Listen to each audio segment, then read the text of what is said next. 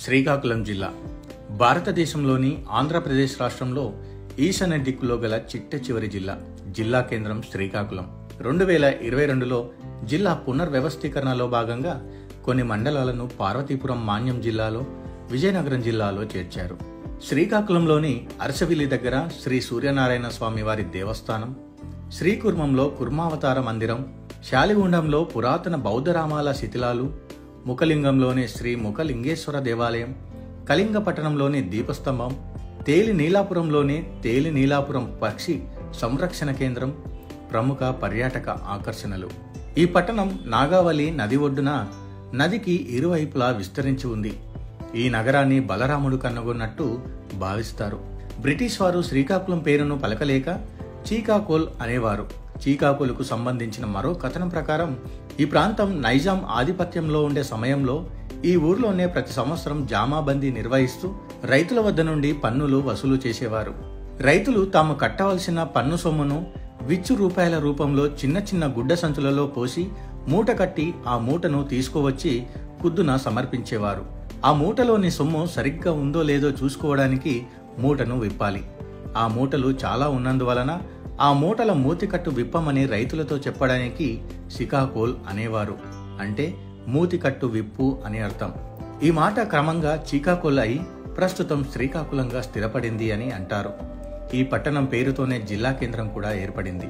ఈ జిల్లా మొదటగా విశాఖపట్నం జిల్లా నుండి ఏర్పడినందున ఉమ్మడి విశాఖపట్నం జిల్లా చరిత్రే దీనికి ఆధారం. ఒకప్పుడు ఇది బౌద్ధ మతానికి ముఖ్య స్థానంగా వర్ధిల్లింది. శాలిహోండం, దంతపురి, జగతీమెట్ వంటి బౌద్ధరామాలు ఇక్కడ కనుగొన్నారు. తర్వాత ఇది కళింగ సామ్రాజ్యంలో భాగంగా ఉండేది.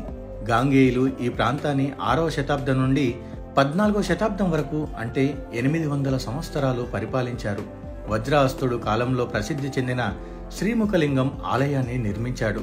మహమ్మదీయుల పాలనా కాలంలో షేర్ మహమ్మద్ ఖాన్ శ్రీకాకుళంలో జామియా మసీదు నిర్మించాడు. ఆంధ్రప్రదేశ్లో నక్సలైటు పార్టీ అయిన మావోయిస్టు పార్టీ ఉద్యమం శ్రీకాకుళం జిల్లాలోనే ప్రారంభమైంది. విశాఖపట్నం జిల్లాలో భాగంగా ఉండే ఈ జిల్లా 1950 ఆగస్టు 15న ప్రత్యేక జిల్లాగా అవతరించింది. 1969లో ఈ జిల్లా నుండి సాలూరు తాలూకాలోని 63 గ్రామాలు, బొబ్బిలి తాలూకాలోని 44 గ్రామాలను విశాఖపట్నం జిల్లాలో కొత్తగా ఏర్పరిచిన గజపతి నగరం తాలూకాకు బదలాయించారు. మళ్లీ 1979 మేలో కొత్తగా విజయనగరం జిల్లాను ఏర్పరిచినప్పుడు సాలూరు, బొబ్బిలి, పార్వతీపురం, చీపురుపల్లి తాలూకాలను కొత్త జిల్లాలో విభాగాలుగా చేశారు. 2022 జిల్లాల పునర్వ్యవస్థీకరణకు ముందు శ్రీకాకుళం జిల్లాలో ఉన్న రెవెన్యూ డివిజన్ల ప్రకారం జిల్లా వైశాల్యం 5,300 చదరపు కిలోమీటర్లు. జిల్లా జనాభా 26,99,471.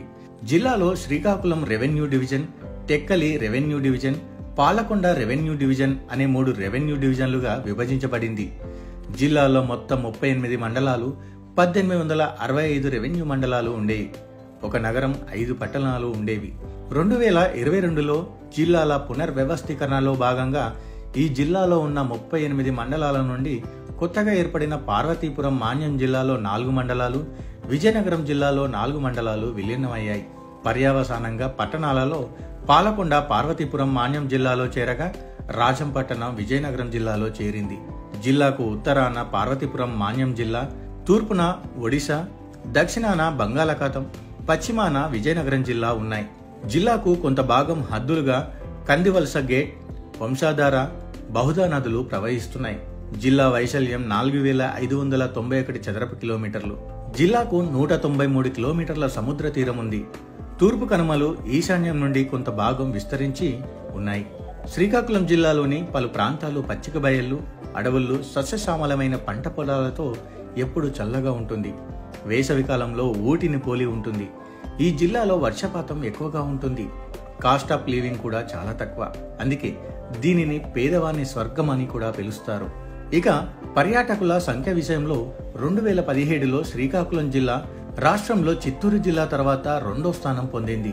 అయితే శ్రీకాకుళానికి 56 కిలోమీటర్ల దూరంలో సంగం ఉంది. ఇక్కడ నాగావళి, వంశాధార, సువర్ణముఖి నదులు కలుస్తాయి. ఇక్కడ సంగమేశ్వర మందిరం 5 లింగ క్షేత్రాలలో ఒకటిగా ప్రసిద్ధి చెందింది. మహాశివరాత్రికి ఇక్కడ పెద్ద ఉత్సవం జరుగుతుంది. ప్రపంచ ప్రఖ్యాతిగాంచిన పొందూరు కద్దరు తయారయ్యేది జిల్లాలోని పొందూరులోనే. ఇది జిల్లా కేంద్రానికి 21 కిలోమీటర్ల దూరంలో ఉంది. ప్రఖ్యాతిగాంచిన మంచు తాతయ్య చేనేత వస్త్రములు తయారయ్యేది కూడా జిల్లాలోని కొరసవాడలోనే. ఇది శ్రీకాకుళానికి 55 కిలోమీటర్ల దూరంలో ఉంది. సోంపేటకు 26 కిలోమీటర్ల దూరంలో ఉంది. మాందస అనేది సోంపేటకు 26 కిలోమీటర్ల దూరంలో ఉంది. మహేంద్రగిరి కొండ దిగువన ఉన్న ఈ ఊరిలో 700 సంవత్సరాల పురాతన వాసుదేవ ఆలయం ఉంది. ఇక్కడి కోట దక్షిణ భారతదేశంలోనే ఎత్తైనదిగా చెప్పబడుతుంది. సో ఇది ఫ్రెండ్స్, చూశారు కదా శ్రీకాకుళం జిల్లా యొక్క చరిత్ర మరియు వాటి విశిష్టతలు.